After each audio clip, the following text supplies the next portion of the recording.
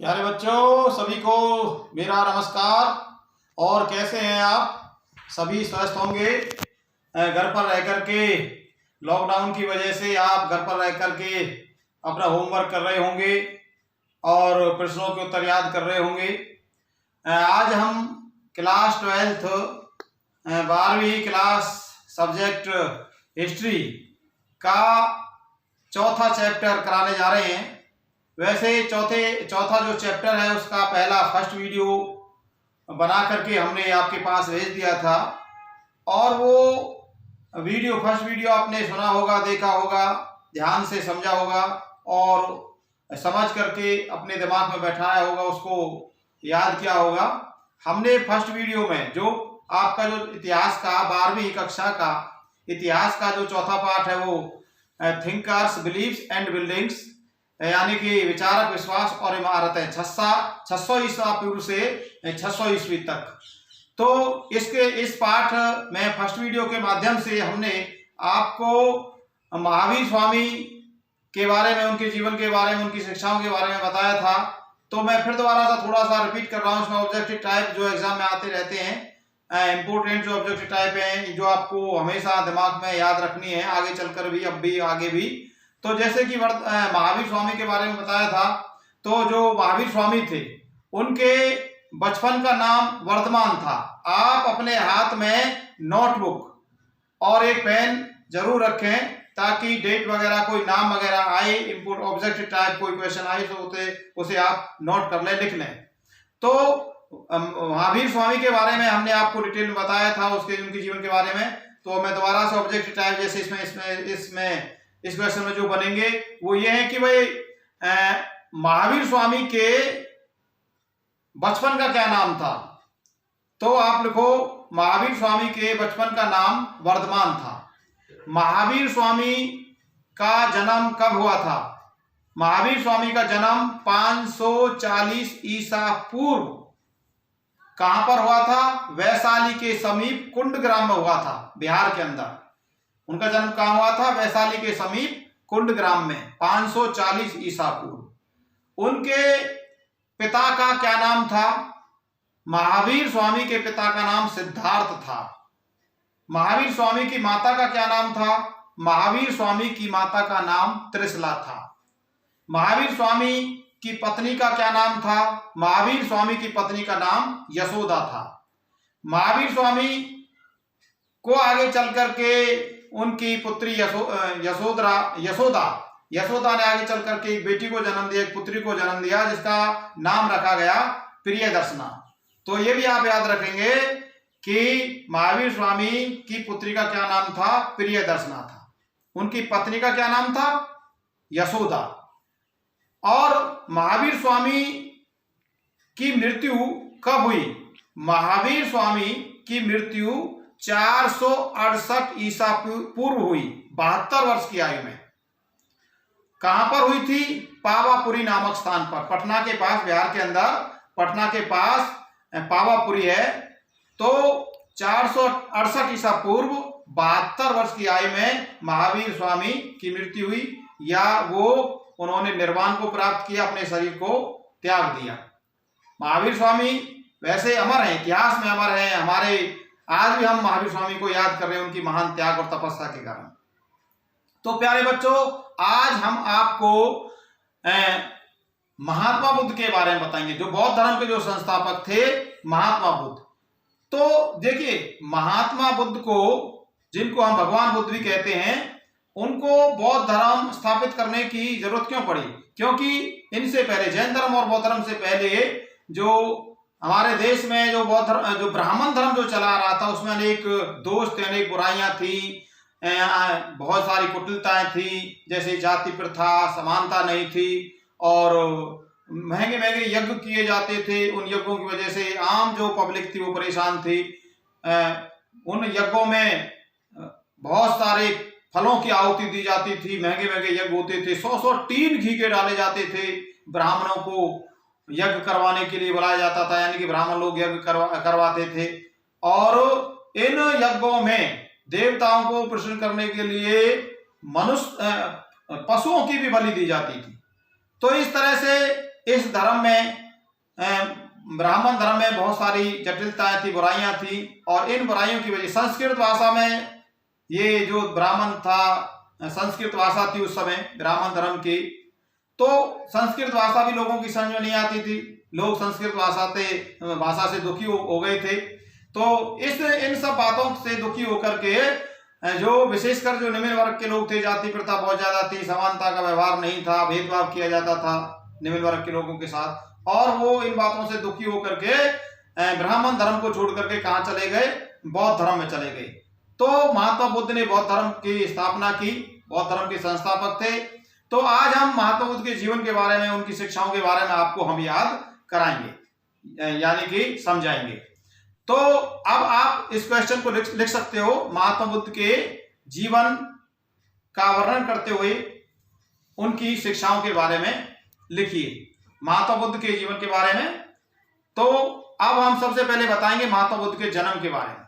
तो महात्मा बुद्ध का जन्म 563 ईसा पूर्व हुआ था। वैसे इतिहासकारों में इनके जन्म की जो डेट है, जो सन है, उसमें मतभेद है। कोई 564, कोई 567, लेकिन ज्यादातर जो इतिहासकार हैं वो 563 ईसा पूर्व से ही सहमत हैं। तो ये ध्यान रखना प्यारे बच्चों कि महात्मा बुद्ध का जन्म कब हुआ था? 563 ईसा पूर्व। कहां पर हुआ था? नेपाल की तराई में कपिलवस्तु में, लुम्बिनी वन में हुआ था।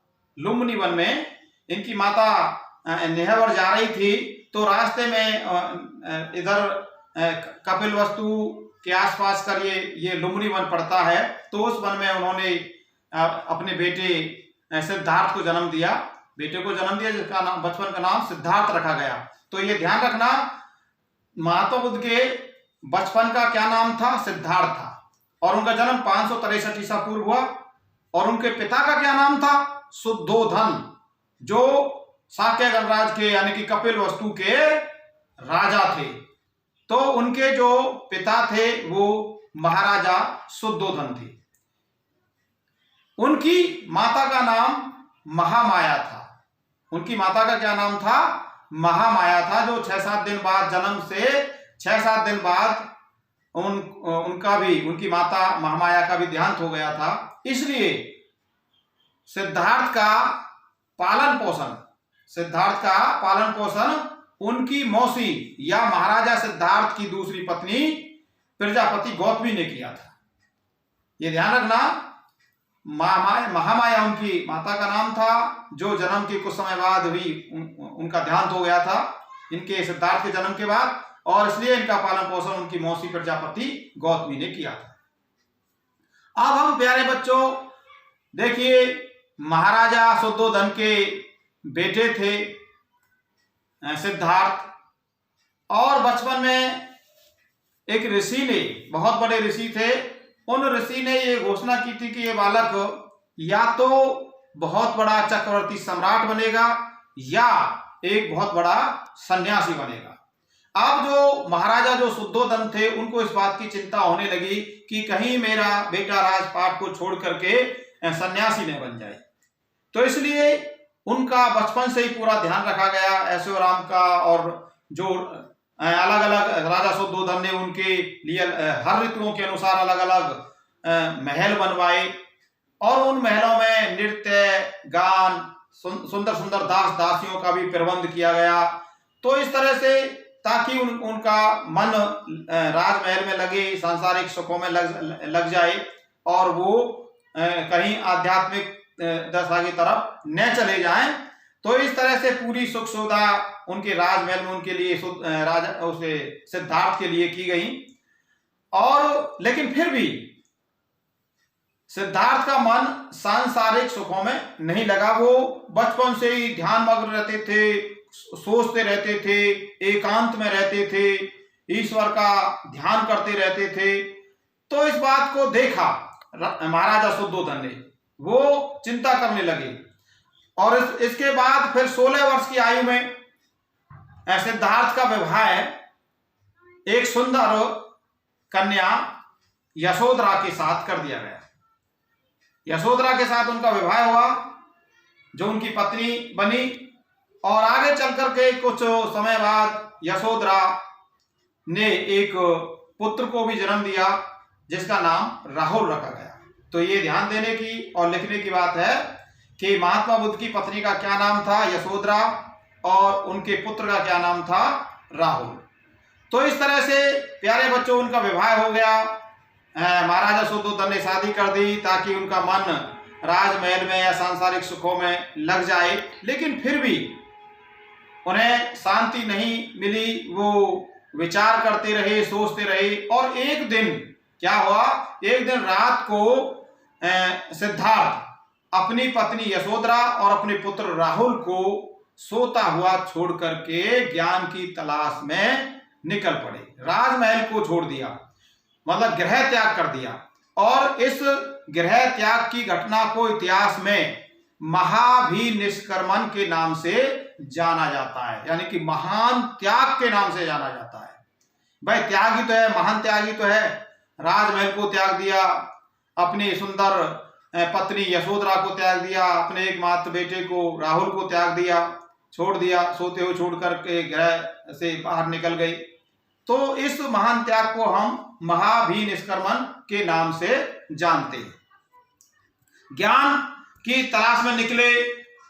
सबसे पहले वो अपने दो गुरुओं अलार कलाम और उदरक से मिले। वहां उन्होंने शिक्षा प्राप्त की, ज्ञान प्राप्त किया, लेकिन वो भी उदार कलाम और उदरक जो उनके गुरु थे वो भी उन्हें संतुष्ट नहीं कर सके, और आगे चल करके वो बिहार के अंदर उर्वेला जंगलों में चले गए, और वहां उर्वेला में उन्होंने 6 वर्ष तक घोर तपस्या की थी। कितने वर्ष तक घोर तपस्या की थी? 6 वर्ष तक घोर तपस्या की। और इतनी घोर तपस्या करने के बाद भी उनको कुछ प्राप्त नहीं हुआ। यदि वो सूख करके ढांका हो गए थे, यानी कि पतले दुबले पतले हो गए थे। यदि सुजाता नाम की लड़की उन्हें एक गिलास दूध पिला करके उनकी जान नहीं बचाती तो शायद वो मर भी सकते थे। तो 6 वर्ष तक घोर तपस्या करने के बाद भी उनको कुछ नहीं मिला।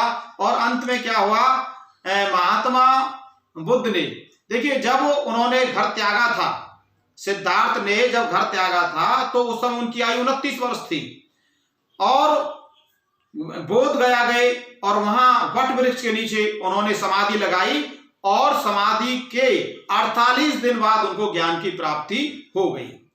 जब उनको ज्ञान की प्राप्ति हुई तो उस समय उनकी आयु 35 वर्ष थी।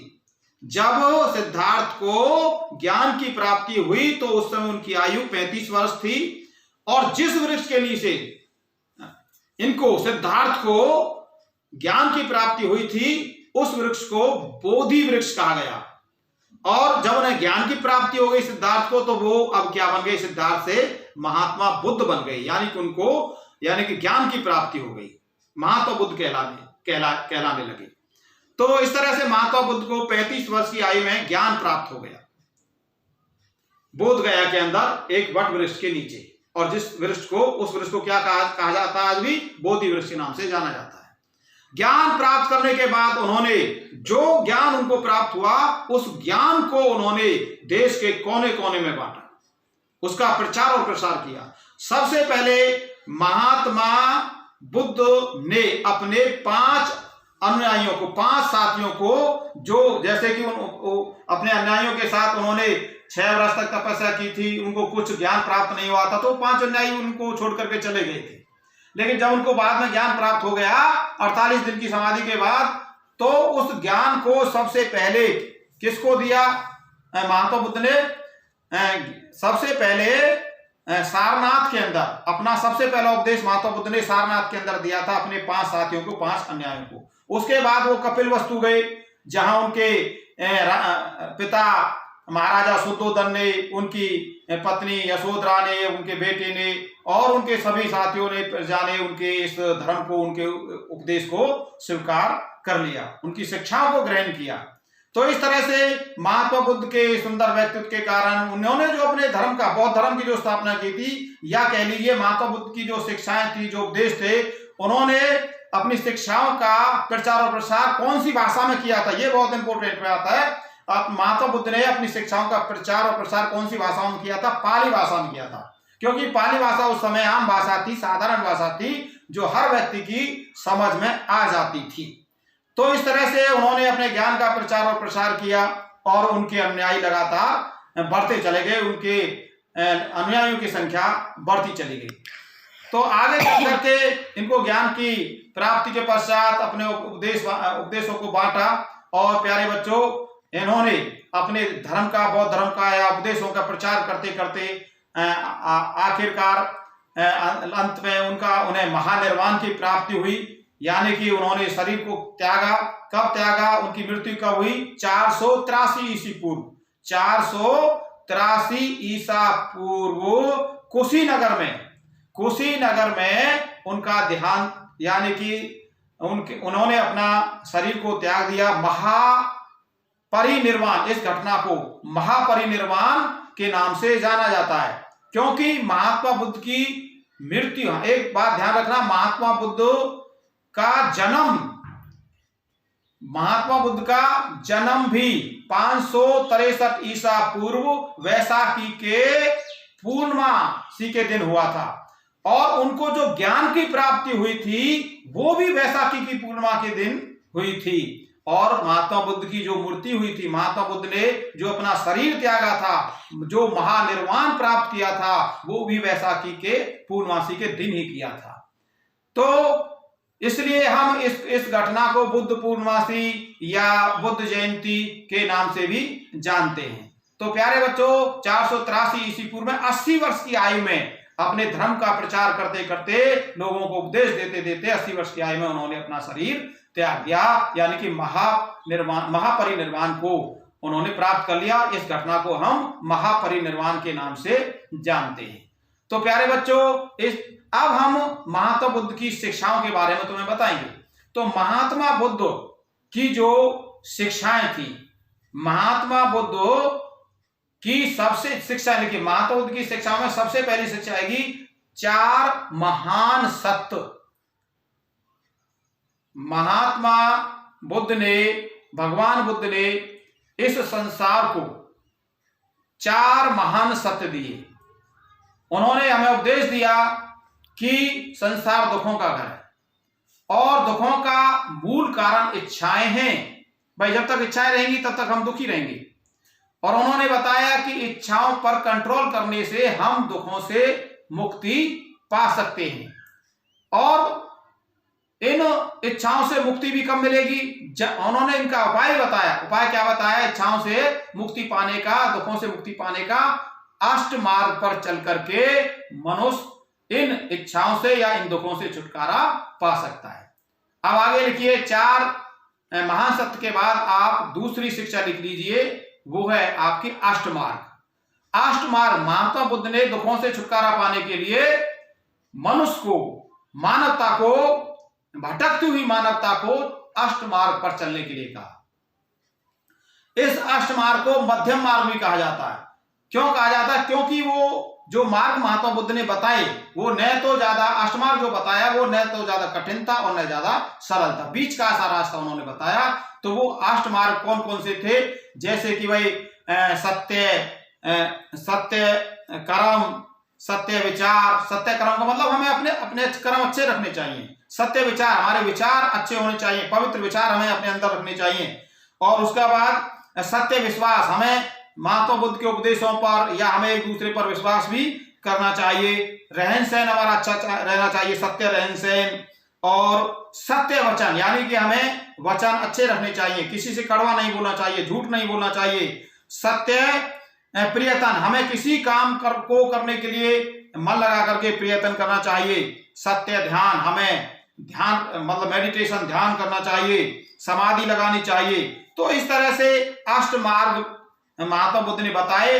ये अष्टमार्ग न तो ज्यादा कठिन है और न ज्यादा आसान है, बीच का सा रास्ता बताया। इन रास्तों पर चल करके मनुष्य दुखों से छुटकारा पा सकता है, शांति मिल सकती है मनुष्य को। आगे लिखिए, इसका तीसरा वो शिक्षा या बौद्ध धर्म की शिक्षाओं में आप तीसरी शिक्षा लिख लीजिए, कर्म के सिद्धांत में विश्वास।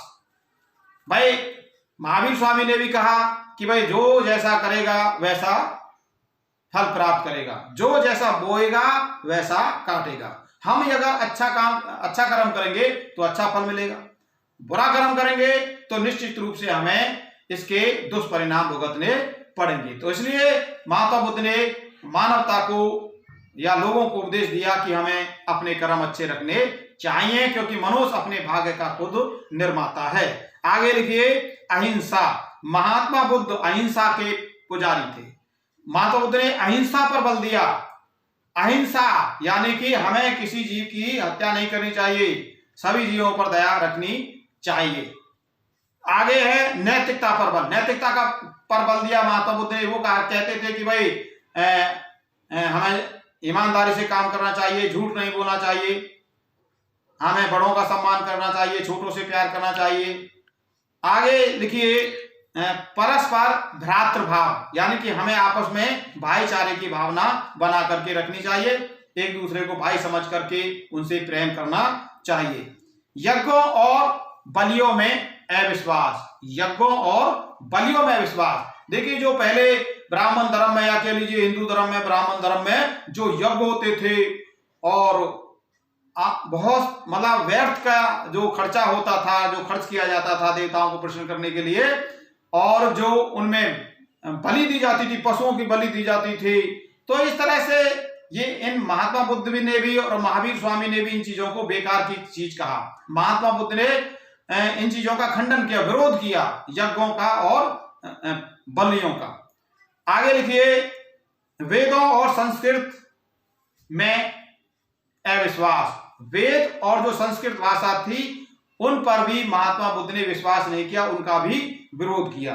आगे लिखिए प्यारे बच्चों, जाति प्रथा में अविश्वास। तो जो महात्मा बुद्ध थे, जाति प्रथा का पूरी तरह से उन्होंने विरोध किया। जो जैन धर्म के जो संस्थापक थे महावीर स्वामी, उन्होंने भी जाति प्रथा का विरोध किया कि भाई हम सभी यहाँ सभी समान हैं, सभी को समान समझकर, चाहे वो किसी भी जाति धर्म लिंग से संबंधित है, सभी को समान समझकर हमें सभी के साथ समान एक समान जैसा व्यवहार करना चाहिए, समानता अपनानी चाहिए। तो इस बात पर जोर दिया। एक अगला लिखिए, तपस्या में अविश्वास। तपस्या में यानी कि ये तपस्या में विश्वास नहीं करते थे। हालांकि जो जैन धर्म के संस्थापक महावीर जो स्वामी थे वो कठोर तपस्या में विरत करते थे, शरीर को कष्ट देते थे, लेकिन महात्मा बुद्ध ने ऐसा कुछ नहीं कहा। महात्मा बुद्ध कहते थे कि शरीर को कष्ट देने से, व्यर्थ के भूखा प्यासा रखना, व्रत रखना, ये कोई अच्छी बात नहीं है। इसमें वो विश्वास नहीं रखते थे। भाई ईश्वर की प्राप्ति के लिए हमें अपने शरीर को कष्ट देने से कोई फायदा नहीं है। ईश्वर इस बात को नहीं कहते कि भाई व्रत रखो या शरीर को कष्ट दो।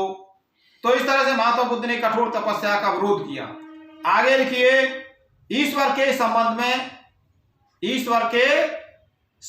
में विचार। ईश्वर के बारे में महात्मा बुद्ध मौन रहे। इस संसार में ईश्वर है या नहीं, वो इसके बारे में उन्होंने अपना कोई विचार नहीं दिया, क्योंकि उन्होंने 6 वर्ष तक घोर तपस्या की थी, उसके बाद भी उनको कुछ प्राप्त नहीं हुआ, इसलिए ईश्वर के बारे में वो मौन रहे। लेकिन इस बात को वो जरूर समझते थे कि भाई इस संसार को चलाने में, जो इस संसार का संचालन कर रही है, कोई ना कोई शक्ति अवश्य है जो इस संसार को चला रही है, इसका संचालन कर रही है। आगे लिखिए, निर्वाण। तो निर्वाण प्राप्ति का मतलब है जो मनुष्य का, महात्मा बुद्ध ने बताया कि मनुष्य का जो सबसे जो मुख्य उद्देश्य है अपने जीवन का, वो है निर्वाण प्राप्त करना। निर्वाण प्राप्त करने का मतलब है जन्म मरण से छुटकारा पाना। आवागमन के चक्कर से निर्वाण प्राप्त करके मनुष्य को सुख और शांति मिल जाती है, आनंद की प्राप्ति होती है। और जब निर्वाण प्राप्त हो जाता है मनुष्य को, तो निर्वाण प्राप्ति के बाद मनुष्य आवागमन के चक्कर से मुक्त हो जाता है, उसे मुक्ति मिल जाती है। तो ये भी महात्मा बुद्ध ने शिक्षा में रखा कि भाई मनुष्य को निर्वाण प्राप्त करना चाहिए। तो ये प्यारे बच्चों, इस तरह से ये महात्मा बुद्ध के जीवन के बारे में, महात्मा बुद्ध की शिक्षाओं के बारे में हमने तुम्हें बताया। और बौद्ध धर्म महात्मा बुद्ध के अच्छे पर्सनैलिटी के कारण, उनके व्यक्तित्व के कारण, उनकी जो सामान्य भाषा थी पाली भाषा के कारण विश्व धर्म बन गया बौद्ध धर्म। और देखिए, जैसे हम जाति प्रथा की बात कर रहे थे, ये आज भी जाति प्रथा कम नहीं हुई है। आज भी महात्मा बुद्ध भगवान बुद्ध की धरती पर समानता नहीं है, जाति प्रथा छुआछूत अब भी बराबर बनी हुई है किसी ना किसी रूप में। और यही कारण बाबा साहब डॉक्टर भीमराव अंबेडकर ने भी नागपुर के महाराष्ट्र में नागपुर के अंदर 14 अक्टूबर 1956 को इसी असमानता को देखते हुए उन्होंने हिंदू धर्म को त्याग करके अपने 5 लाख अनुयायियों के साथ बौद्ध धर्म ग्रहण किया था। तो इसलिए जो बौद्ध धर्म है, ब्राह्मण धर्म में या कह लीजिए हिंदू धर्म में बहुत सारी जटिलताएं थी, और जो विशेषकर जो निम्न वर्ग के लोग थे उन्होंने धर्म को, हिंदू धर्म को या कह लीजिए ब्राह्मण धर्म को त्याग करके बौद्ध धर्म ग्रहण कर लिया। तो इस तरह से बौद्ध धर्म महात्मा बुद्ध के जीवन काल में बिंबिसार जो मगध के जो शासक थे, बिंबिसार, अजातशत्रु और कौशल नरेश, प्रसेनजित और बहुत सारे राजाओं ने इस धर्म को स्वीकार किया। तो इस तरह से महात्मा बुद्ध की मृत्यु के बाद तो सम्राट अशोक ने बौद्ध धर्म को अपनाया। सम्राट अशोक के बाद कनिष्क ने भी बौद्ध धर्म को अपनाया, उन्होंने इस धर्म का प्रचार किया। तो इस तरह से प्यारे बच्चों, बौद्ध धर्म को आगे चल करके हम बताएंगे।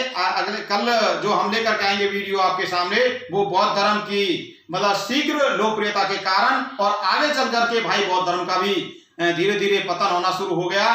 तो बौद्ध धर्म की लोकप्रियता के कारण, और कल हम इसको भी बताएंगे बौद्ध धर्म के पतन के कारण। तो हम कल आपको बौद्ध धर्म की शीघ्र लोकप्रियता के कारण और बौद्ध धर्म के पतन के कारण बताएंगे। आज आप क्या करेंगे, महात्मा बुद्ध के जीवन के बारे में और उनकी शिक्षाओं के बारे में घर पर रह करके याद करेंगे, पढ़ेंगे, एनसीईआरटी बुक्स पढ़ेंगे। मेरे इस लेक्चर्स को वीडियो के माध्यम से ध्यान से सुनेंगे, बार बार सुनेंगे जब तक समझ में नहीं आता है। तो इन्हीं शब्दों के साथ प्यारे बच्चों, कल हम आपके सामने पेश होंगे। तब तक के लिए आपसे मेरी बाय बाय। जय हिंद, जय भारत।